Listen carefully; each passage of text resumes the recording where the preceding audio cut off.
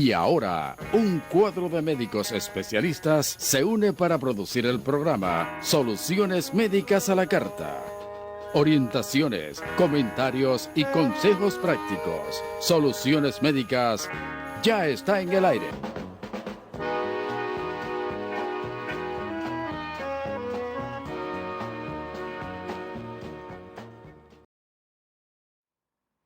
Muy buenas noches, amables televidentes. Sean todos bienvenidos a una nueva entrega de su programa Soluciones Médicas, Salud Educativa al más alto nivel. Estamos agradecidos de Dios por la oportunidad que nos da en esta noche de estar una vez más ante ustedes para llevarle un programa que yo sé que ustedes van a disfrutar. Son muchos los problemas que nosotros vemos que ocurren en el sistema de salud en la República Dominicana. Recientemente, el presidente del Colegio Médico Dominicano, el doctor Waldo Suero, dijo que no tenemos sistema de salud y que es un pedazo de sistema de salud que tenemos. El viacrucis que tienen que pasar los pacientes que van a muchos hospitales en nuestro país, de verdad que es una verdadera calamidad. Y es por ello que hoy hemos invitado al doctor Luis Farington Reyes para hablar acerca del sistema de salud en la República Dominicana y cuáles son los cambios que deben ocurrir a fin de que la población, tanto del sistema o del sector público como del sector privado, a nivel de las clínicas, tengan salud asegurada. Así que no se muevan de ahí. Soluciones Médicas, salud educativa al más alto nivel, ya está en el aire. Está recibiendo en su hogar la señal de nuestra programación médica, cargada de orientación, amenidad y consejos prácticos. Con su llamada y participación, construiremos una comunicación más dinámica e interactiva. Nosotros somos Soluciones Médicas a la Carta.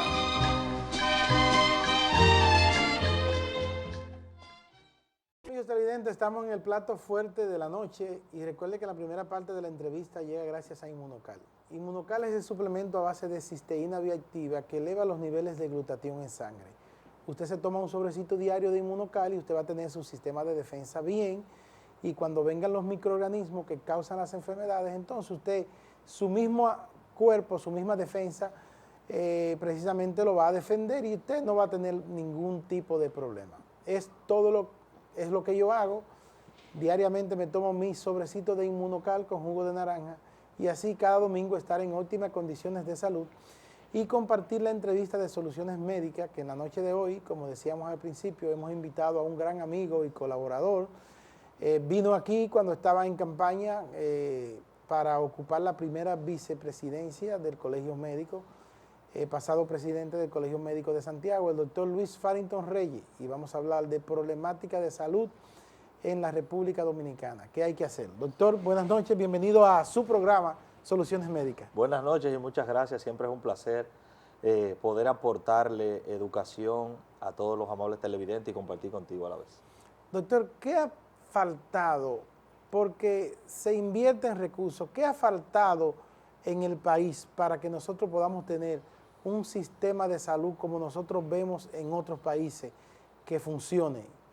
Lo primero es que nosotros no tenemos un sistema de salud. No hay sistema. No hay ¿Usted sistema. está de acuerdo con Waldo Suero que dijo que en este país no hay sistema de salud? Yo creo que si buscamos en la historia reciente, el primer dirigente gremial que dijo eso fui yo. Sí. No existe un sistema real de salud, porque para que haya un sistema real de salud, vamos a empezar por algo muy simple: universalidad de los servicios de salud.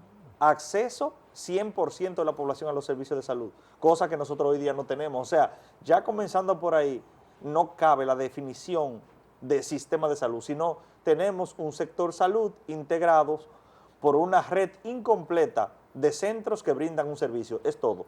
Es todo. ¿Cuáles problemas hemos tenido? ¿Hay intereses económicos que no han dejado que ese sistema universal de salud se desarrolle? Aquí el detalle siempre ha sido que nosotros mencionamos las leyes, las promulgamos, pero no las ejecutamos. Okay. La Constitución, en el artículo 61, establece el derecho a la salud, pero lo establece con varias condicionantes. Una de ellas es que es el Estado el garante de la salud de toda la población. Entonces, si el Estado no se empodera de llevar salud a todos los ciudadanos si no existe la voluntad política, si no existe el financiamiento adecuado y la organización adecuada, va a ser prácticamente imposible que toda la población tenga salud al mismo nivel.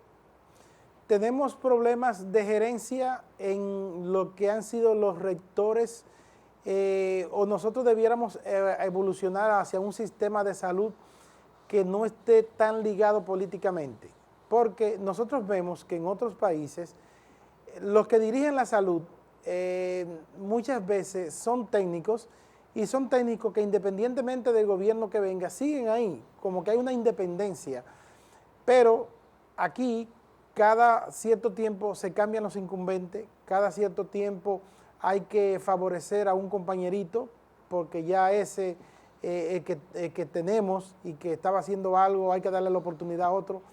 ¿No ayuda esto a que no podamos desarrollar como país? El gran problema nuestro es que la política ha permeado muchas instituciones básicas del Estado. En el caso que nos atañe, que es la salud, si nosotros vemos cada vez que viene un gobierno diferente, cambian el ministro, cambian el director ejecutivo del Servicio Nacional de Salud, respondiendo a una línea personal. Bueno, el doctor Manasés Peña de los míos es quien debe ir a ese puesto, y no lo evaluamos en base a las competencias que ese ministro o que ese director ejecutivo pueda tener para mejorar o darle continuidad a los problemas y por igual a los programas y estrategias en salud. Entonces es donde viene el gran escollo en que se aplica la teoría del Ventú. Señores, ¿y quién será que va a ser el ministro de Salud? Bueno, vamos a traer al doctor Manasés Peña. No, que Manasés no lo quiere porque no, ese no es su fin, pues él quiere colaborar pero no quiere ayudar. Ah, pues mira, ven tú que siempre ha querido ese puesto. Y no hacemos esa elección basándonos en las competencias y en la preparación que pueda tener ese dirigente, que pueda tener ese médico independiente. Como bien apuntas, en otros países, para estos cargos no necesariamente tiene que estar ligado a la política. Debe ser alguien con un perfil que llene, el que llene ese perfil puede ir a ese puesto de ministro de Salud. Bien. ¿Cuáles problemas son los que generalmente nosotros vemos a nivel, usted que trabaja en el sistema de hospitales públicos, que tienen los hospitales y que por lo general hacen que el paciente que vaya tiene una idea de que si no tiene un amigo va a pasar mucho trabajo, de que va a pasar mucha calamidad para poder obtener un servicio que, como usted decía, el Estado debe garantizarle? Entonces, ¿qué hace falta en los hospitales para que esa burocracia de que hay que tener a alguien, de que debes hablar por alguien, sencillamente no se dé y que el paciente de manera instantánea reciba esas atenciones que debe recibir? Sí, diste en el clavo cuando hablaste de burocracia. La burocracia que se le presenta a un paciente cuando llega al hospital es lo que hace que la atención a veces sea tardía. Aquí usted tiene 3 o 4 especialistas en un área que son los únicos de ese hospital. Te ven 20 pacientes diarios, pero la demanda de la población es el triple de eso. Vamos a empezar porque no hay personal hay escasa cantidad de personal en diferentes áreas. Nosotros también tenemos el gran problema de que el Estado no se ha preparado para la demanda en salud de la población. Me explico. Si el Cabral Ibáez está haciendo 3,000 cirugías al año, usted no puede tener al Cabral Ibáez solamente con 5 quirófanos. ¿Por qué? Porque van a haber pacientes de eso que van a tardar 1 año, 2 años, 3 años para operarse, y usted con eso no le está dando la respuesta que la población espera, que sea una atención oportuna. Otra cosa es que, voy a hablar por ejemplo otra vez de Cabral Ibáez, una subvención que es el dinero que el gobierno aporta a cada uno de los centros de salud, una subvención en el Cabral Ibáez de 8 millones de pesos, eso no da. Y entonces el director tiene que estarse moviendo, sacar de aquí, poner aquí, tapar aquí. O sea, y es imposible. resolver los problemas porque el dinero que le llega por ese fin no da para cubrir los gastos extras que el Cabral tiene en producir ese servicio de salud. Entonces, ¿qué sucede con esto? Que unado al déficit de especialistas, unido al déficit financiero de los hospitales, y también hay que decirlo, hay muchos centros, nosotros tenemos problemas de gerencia. ¿Por qué? Porque los gerentes, los directores, en algunos casos, quieren que el médico sea un esclavo que aprenda y que nos dé unos números que nosotros queremos. Voy a poner un ejemplo muy simple. Si el director de un hospital le dice a un médico, yo quiero que tú me veas 50 pacientes diarios, el médico no tiene esa capacidad. No. Y si el que tenga esa capacidad, que me lo presente, que es un superdotado. Un superdotado con la capacidad de analizar 50 problemas diferentes y cambiar ese switch, pero no tiene la capacidad de resolver 50 problemas, eso no es verdad. Pero, vuelvo y repito, los gerentes quieren muchas veces buscar números. Bueno, en mi hospital se veían 20 y ahora se ven 50. Entonces, hay una persecución de los médicos, de esos gerentes, intentando buscar números, no soluciones, porque muchas veces aquí no se busca soluciones, sino decir que yo hice, que yo subí de 2 a 10 cirugías, pero ¿a qué costo? Muchas veces ese costo es alto, porque todo su entorno se vuelve minado para usted, porque todos los compañeros suyos lo ven a usted como un inquisidor de lo que es una obra irreal. Irreal porque usted no tiene la capacidad de hacer eso, de producir esa cantidad de servicios y, por supuesto, de que usted está intentando mancillar los derechos que tienen sus propios compañeros. Se ha dicho mucho de que parte del presupuesto, una gran parte, más de un 35% de lo que se destina a la salud, se va en la atención a extranjeros, específicamente a pacientes de nuestro vecino país. ¿Hay forma de nosotros poder regularizar?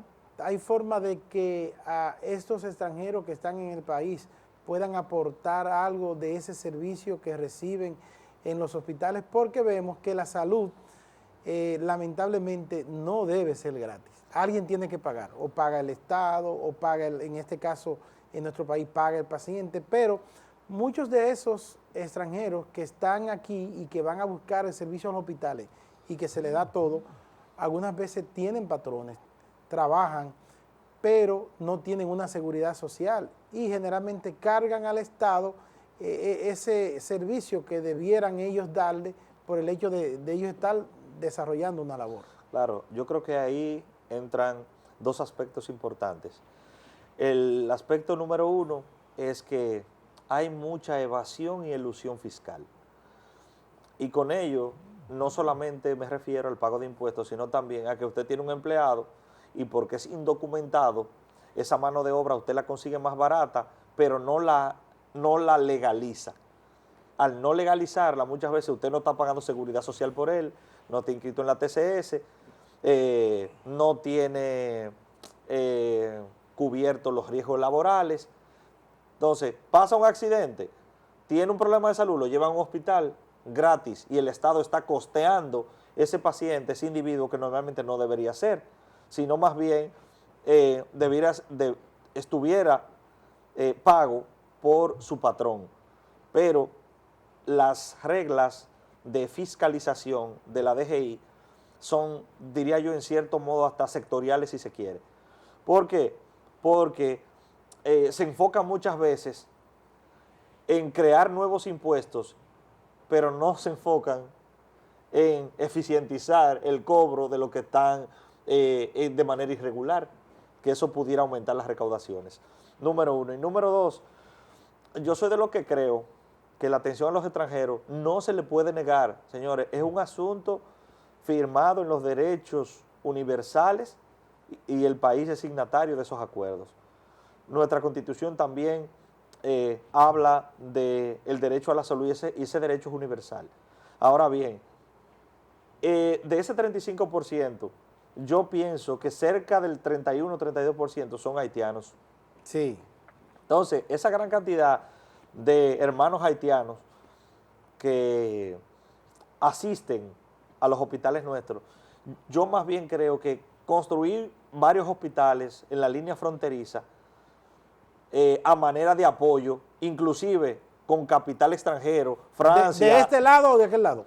De este lado. De este lado. Porque el detalle está en que, mira, ellos van a seguir pasando para este lado, de manera legal y de manera ilegal.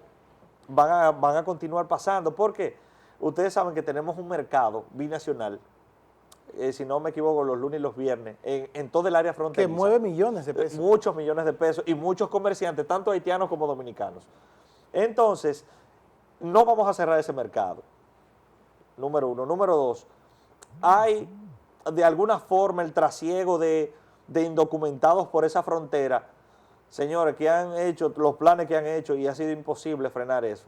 Entonces, si allá se le hace difícil, yo considero que las grandes potencias que en muchas ocasiones han intentado ponernos el pie en el cuello a nosotros para nosotros aceptar refugiados o como usted le quiera llamar de este lado, podemos solicitarle a ellos y con capital de ellos hacer esos dos grandes centros para darle apoyo y que se regresen a su país. Le damos apoyo en salud, en la línea fronteriza y los regresamos allá y no perdemos la parte de la humanidad en dar el servicio, pero no nos cargamos nosotros, no se cargan los servicios de salud de la República Dominicana. Se gastan. O sea que resolveríamos un problema migratorio también así, porque el problema es que tienen que desplazarse hacia las grandes capitales, entre las grandes ciudades, a buscar ese servicio de salud, porque en la zona fronteriza no está tampoco. Efectivamente. El último reporte habla de que se gastan 5.000 millones en la atención a extranjeros. A extranjeros. Y no tenemos tasa de retorno. Para porque no tenemos tasa de retorno porque el Estado invierte eso, pero no tiene cómo recuperar ese dinero. Y pongo siempre el ejemplo de Estados Unidos. Usted va a Estados Unidos, va a un hospital, usted sufre de migraña o sufre de la presión, va a la emergencia del hospital, se atiende, lo atienden, pero usted lo paga. Usted lo paga. Alguien lo paga. Sí. Si usted no tiene alguien ahí, un garante ahí que generalmente le va a llegar su recibo. Sí, como ellos le dicen, su bill, sí. Le va a llegar su factura. Entonces, dentro de ese gran plan que acabo de decir de esos centros, también nosotros podemos hacer un convenio de Estado a Estado, en el cual Haití como Estado se comprometa al pago de los servicios de salud que nosotros damos. Que les damos a sus nacionales. Y como sabemos, Haití recibe ayuda de Francia, de Canadá, del mismo Estados Unidos. O sea que parte de esos fondos que entran en ayuda, ellos pueden pagarlo en salud, porque no podemos cargar la República Dominicana con la salud extranjera. Así es. Vimos que recientemente hubo un acercamiento entre las autoridades y el Ministerio de Salud Pública y el Colegio Médico, de donde usted es el primer vicepresidente, y se habló ahí el lunes pasado que va a comenzar la atención primaria por el régimen subsidiado. ¿Qué beneficio va a traer el hecho de que se inicie la atención primaria en nuestro país a nivel de régimen subsidiado? Sí, la atención primaria es una estrategia que ha sido establecida por la Organización Mundial para la Salud desde 1978.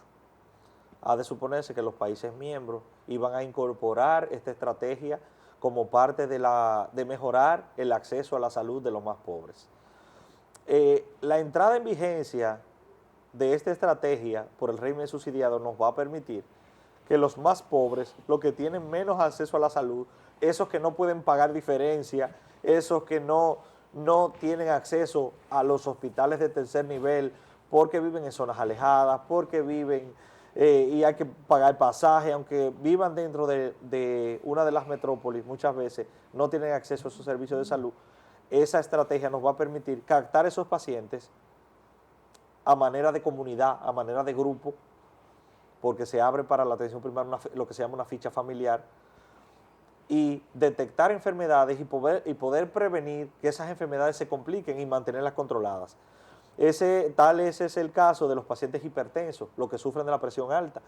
Si un paciente es hipertenso y no toma medicinas y esa presión se sube mucho, puede suceder varias cosas. Número uno, se puede infartar, sí. Puede cursar con un infarto agudo al miocardio, eso llevarlo a cuidado intensivo, puede o no fallecer. Lo otro que puede suceder es lo que la gente le llama comúnmente una trombosis. Un derrame. Un derrame, correctamente, que es un vaso sanguíneo del cerebro se rompe porque la presión es muy alta, lo rompe y produce lo que se llama un accidente cerebrovascular isquémico, que es lo que la gente le dice que se le muere un lado. Entonces, deja de movilizar esa parte, entonces ese paciente ya no es autodependiente, sino que depende de otra persona, necesita muchas medicinas. No va a poder trabajar. No va a poder trabajar, o sea que su vida laboral y productiva se va a ver mermada. Eso afecta tanto al individuo como a la misma comunidad. Entonces, esos beneficios nosotros los vamos a tener porque el paciente que es hipertenso va a estar controlado, porque va a tener una unidad en que frecuentemente lo va a estar vigilando, lo va a estar revisando para evitar que se complique. Y le va a regalar su medicina. Y también le va a dar la medicina. Esas son las medicinas para estos 30 días. Para esos 30 días, correctamente. Y además de eso, se va a integrar en esa estrategia lo que es la visita domiciliaria. Esos pacientes que no pueden moverse, esos viejitos que ya están encamados y que no caminan, el médico de ese centro de atención primaria que le corresponde va a ir a la casa a visitarlo para decirle qué es lo que le van a dar de comer, para decirle cuáles son las medicinas que lleva, cuál es el horario y, por supuesto, hacerle el examen físico y revisar al paciente. Todas estas son beneficios que va a recibir la población por el inicio de la atención primaria a nivel subsidiado. Ok. Entonces, ¿cuál es el problema con ese mismo sistema a nivel privado? Porque hasta ahora el sistema de salud que tenemos a nivel privado resuelve. Muchas de las cosas generalmente se resuelven y el paciente puede ir directamente donde su médico a atender. Pero nosotros hemos visto que los pacientes de régimen contributivo, que son los que sostienen el sistema y que de una forma u otra son los que pagan para que otros que son subsidiados puedan recibir también servicios, sencillamente no tengan esa misma condición. Y ahora el paciente puede ir de forma directa al médico y resolver su problema. ¿Traería problema un sistema de atención primaria a nivel de régimen contributivo? Sí. Dos cosas importantes con respecto a la atención primaria en el régimen contributivo. Nosotros, en el régimen contributivo, no estamos de acuerdo con que entre en vigencia la atención primaria. La primera y más poderosa razón es que le viola el derecho a la libre elección al paciente. La Ley de Seguridad Social, la 8701, establece dentro de sus principios rectores la libre elección. ¿Qué significa? Que hay un paciente que quiere hacerse una sonografía abdominal para ver cómo está la vesícula o para ver cómo están sus riñones y dice, voy donde el doctor Manasés Peña para que me haga la sonografía. Eso es libre elección. Sí. Pero la atención primaria por el régimen contributivo, en el planteamiento lo que establece es que el paciente obligatoriamente debe ir donde se le asigne, donde le toque. O sea que si a usted le toca en el hospital de Bellavista, porque vive por ahí cerca. Entonces usted no puede ir a Unión Médica donde está su cardiólogo de 20 años. No, usted tiene que ir ahí primero. Si de ahí la refiere el médico que la ve, entonces es que usted puede ir. De otra forma no. Tendría que pagar privado. Entonces, esa violación franca a un derecho que tiene el paciente de elegir con quién se quiere atender, lo violaría la atención primaria en el régimen contributivo. Otra cosa que el régimen contributivo en la atención primaria pudiera afectar, que es que ahora mismo usted va con su médico le indica, por ejemplo, una pastilla para la presión, que usted sufre la presión y le indica sus tabletas, usted va a la farmacia con su seguro, el seguro dice, bueno, tú tienes anualmente 8,000 pesos, la pastilla cuestan 3,000. Bueno, esa fórmula yo la cubro y usted va y la compra. Pero el planteamiento de atención primaria en el régimen contributivo establece que no se pueden utilizar medicamentos de marca. ¿Qué significa esto? Que hay que usar medicamentos genéricos. Y esos genéricos muchas veces no tienen la calidad adecuada para el tratamiento, repito y recalco, adecuada para tratar esa patología, porque los controles de calidad son diferentes. El régimen contributivo subsidiado, que tenemos millones de dominicanos que pertenecen a ese régimen, porque un vendedor de fruta en la calle probablemente gane más que yo en el hospital, pero un motoconcho que generalmente no tiene un trabajo formal, probablemente mueva 2,000 o 3,000 pesos al día. Entonces, esas personas no tienen seguro y van a los hospitales y allá hay que darle todo también. ¿Qué pasó con ese régimen contributivo subsidiado que debía formar parte y que había que organizarlo a fin que formara parte también del sistema? Claro. El sistema de seguridad social, si se quiere, está gacho. Gacho es cuando usted tiene una mesa que normalmente llevan 4 patas y tiene 3. No se puede sostener porque se cae. Lo mismo ha sucedido con el sistema de seguridad social dominicano. Desde la promulgación de esa ley no ha sido posible la entrada en vigencia del régimen subsidiado contributivo, que es donde estamos encasillados los profesionales independientes. Sí. ¿Qué significa esto? Subsidiado contributivo. Yo pongo una parte de lo que gano y el Estado pone la otra. La otra parte. Ajá. Esas son las aportaciones que se dan en ese régimen subsidiado contributivo. Y no se ha podido implementar, señores, por falta de recursos.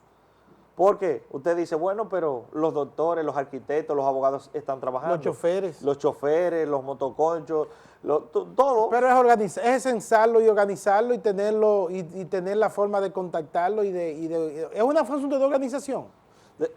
Pero también es un asunto financiero, porque recuerda que la parte que tú pagas está ahí porque tú continúas trabajando, pero la parte que le tocaría aportar al gobierno no está. No está. No está. Bueno. Entonces, no puede comenzar ese régimen con una sola parte de aportación porque estaría violando la ley. Ok. Vamos a ir a una pequeña pausa comercial.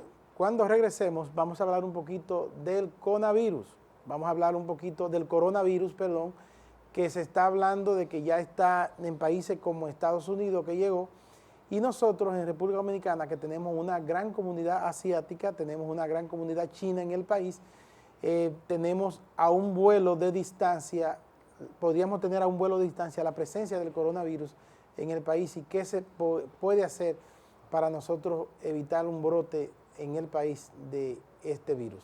Ya regresamos. Está recibiendo en su hogar la señal de nuestra programación médica, cargada de orientación, amenidad y consejos prácticos. Con su llamada y participación construiremos una comunicación más dinámica e interactiva. Nosotros somos Soluciones Médicas a la Carta.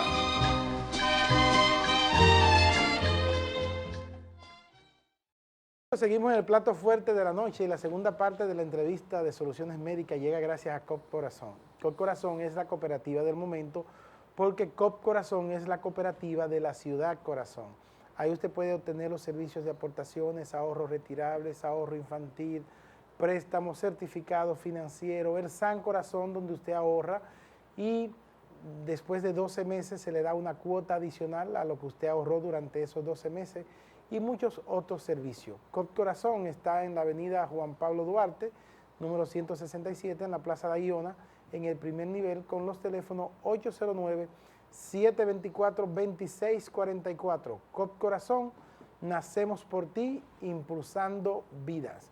Y seguimos conversando con el doctor Luis Farrington Reyes, primer vicepresidente del Colegio Médico, en esta noche, analizando la problemática de la salud de la República Dominicana.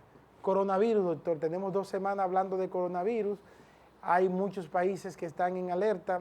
¿Qué estamos haciendo nosotros a fin de impedir que llegue el virus y que si llega el virus, entonces impedir que hayan brotes? Porque tenemos una gran comunidad china y el año pasado nosotros establecimos relaciones comerciales, hay muchos dominicanos que están viajando a China, nosotros tenemos muchos carros chinos que nos están entrando y quizás nosotros estamos ante la distancia de lo que duraría el vuelo para nosotros tener el virus aquí en el país. Efectivamente, el coronavirus es, es un virus que ya había sido conocido. Es un virus que se transmitía, o el conocimiento de los estudios lo que decía que se transmitía de animal De animales a a animales. animales. Y posteriormente se vieron casos de infección entre animal a seres humanos. A seres humanos. A seres humanos. Todavía no está clara la forma de transmisión, si es de humano a humano. Todavía no está O si claro. hubo una mutación del virus. Exactamente, que eso se presume que mutó, que cambió, Que cambió. a esa forma que sí puede ser contagiado de humano a humano. Es un virus de frío, es un virus de temperaturas bajas. Fíjense que esto en China comenzó en los mercados de pescado, Ok. que son ambientes húmedos normalmente. China comenzó presentando 27 casos, ahora mismo hay 41 casos, pero es una enfermedad atípica. Atípica significa que no la conocemos mucho y que es el resultado de la mutación o del cambio de ese virus, que es una gripe cualquiera, señor. Eso comienza como una gripe Una cualquiera. gripa. Sí. Malestar, goteo nasal. Ajá, fiebre. Coronavirus porque parece una corona. Una corona. Una corona. Efectivamente. Entonces, dolor de cuerpo, dolor de garganta, o sea, eso es una gripe cualquiera. Nosotros como país, señores, no tenemos forma de impedir que ese virus entre. O sea que el virus llegará. Yo pienso que sí, en México ya presentaron un caso. Un caso. Estados Unidos tiene un caso también. Estados Unidos tiene un caso porque, señor, ustedes saben que la globalización ha hecho que los países se interconecten y mientras nosotros dormimos, mientras nosotros trabajamos, el mundo se mueve. Hay pasajeros, trasiegos de pasajeros de un país a otro y como bien apuntas, para llegar a China necesitamos nosotros varias escalas, pero en 13, en 15 horas nosotros llegamos a China, o sea, eso puede tardar para llegar aquí. Hay una provincia en China, Yunnan, si no me equivoco, que ha sido el foco. El foco. Y los casos que tiene China y los casos que tiene, por ejemplo, México y que tienen los demás países, se han relacionado con estancias ahí, en esa provincia de China.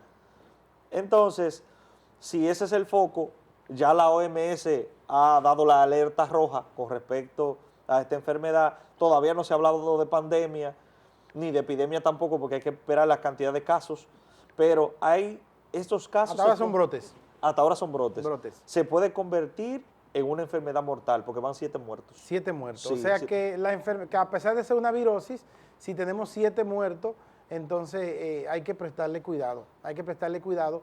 Y sencillamente el hecho de que sea un virus y se pueda confundir con cualquier otro es un problema. La limpieza juega un papel importante. Últimamente he visto en el país, en los hospitales, veo mucho personal con mascarilla. Y yo no sé hasta qué punto la mascarilla podía resolver el problema, porque el que debe usar mascarilla es el que tiene los síntomas. El que tiene los síntomas. No debe ser toda la Así mismo, población, no toda la población. y no todo el personal del hospital, sino los pacientes que sean sospechosos. Efectivamente, es parte de las medidas que la OMS ha establecido como medidas de precaución, pero como bien apuntas, la mascarilla para el que se sospecha. Para que se Para el que sospecha, sí. Inclusive se habla de tener cuidado al estornudar, hacerlo con El hecho de tener cuidado, contacto con las compañero. secreciones y que luego no te la lave y le que dé la mano a alguien, pueden infectarte también. también. Habla de eso como medida de precaución, lavar frecuentemente las manos. Y esto es importante porque se ha establecido que este cuadro, que como dije anteriormente es como una gripe, produce lo que se llama el síndrome respiratorio agudo severo. Agudo severo. Que es que la falla pulmonar comienza con un ataque de ese virus a esa zona y se comporta como si fuera una neumonía después, pero atrapa los pulmones, invade el virus todos los pulmones y entonces causa esa falta, esa dificultad respiratoria muy marcada, que es finalmente lo que mete al paciente en ventilación y posteriormente en la muerte. Bien, en los aeropuertos yo me imagino que hay epidemiólogos. En todo aeropuerto debe haber un epidemiólogo y yo me imagino que hay un equipo, ese epidemiólogo tiene un equipo para detectar posibles casos sospechosos, sobre todo en los vuelos que vienen de zonas donde ya se han detectado casos. ¿Sabe usted si ya se están tomando esas medidas de alerta epidemiológica en el país para estar pendiente? Claro, vi el anuncio del Ministerio de Salud Pública de la República Dominicana y en la zona vi también el llamado alerta de las instituciones de salud de México y de Panamá. He visto ya que en la región, incluyendo nuestro país, ya estamos en la alerta. El ministro, según vi, ya activó el equipo, principalmente en los puertos y aeropuertos. Hay un equipo intentando detectar los casos sospechosos, siempre tomando en cuenta los sitios donde se han reportado casos. Así es. Doctor, un mensaje final a toda la población de la República Dominicana que nos ve y cuál es el interés, ya que usted como primer vicepresidente del Colegio Médico y como parte del Colegio Médico, la población debe entender que el Colegio Médico está para luchar y para defender los derechos que tiene la población en cuanto a la salud. Por supuesto. Nosotros venimos de una escuela gremial, que es el Movimiento Médico Dr. Toribio Bencosme, que es una escuela cuyo eslogan, si se quiere decir que es el eslogan, aunque ha sido nuestro modus operandi, es que nosotros somos aliados de la comunidad en los asuntos de salud. Así es. Entonces, basándonos en ese precepto, quiero decirle a todos nuestros amables televidentes que confíen en el Colegio Médico Dominicano, que aunque es una institución que agrupa a los profesionales de la salud, es una institución que dentro de su ley, la 6803, establece como objetivo social cuidar los intereses de la comunidad y del paciente en la atención en salud. Nosotros nunca hemos ido a la mesa del diálogo simplemente por un aumento salarial, simplemente por aumentar nuestros ingresos, sino también protegiendo cada uno de los derechos que tiene el paciente a una buena atención. Entonces, con esto, recordarle que confíen en nosotros, que estamos para ustedes y siempre cuidando que mejoren las condiciones laborales de los médicos. Así es. Señores, agradecemos al doctor Luis Farrington Reyes, eminente médico cirujano cardiovascular de Clínica Unión Médica, pero que en esta noche hemos tenido un ameno conversatorio en base a lo que es la problemática de salud en la República Dominicana y cómo nosotros podemos solucionar y lo que está haciendo el Colegio Médico en el caso donde él ocupa la primera vicepresidencia a fin de garantizar que esos derechos que tiene cada dominicano de recibir atención en salud, como lo consagra la Constitución, el Estado sencillamente garantice esa salud. Gracias a ustedes también, amigos televidentes, vamos a cuidarnos, vamos a estar en alerta ante este virus que está amenazando y que podría llegar en cualquier momento al país. El próximo domingo tendremos un programa edificante, como siempre, para toda la familia. Pasen todos feliz resto de la noche. Por hoy concluimos nuestra misión de orientación y cultura médica. Como profesionales, estamos satisfechos por la labor cumplida. El domingo próximo nos encontraremos en otra emisión de nuestro programa Soluciones Médicas. Buenas noches.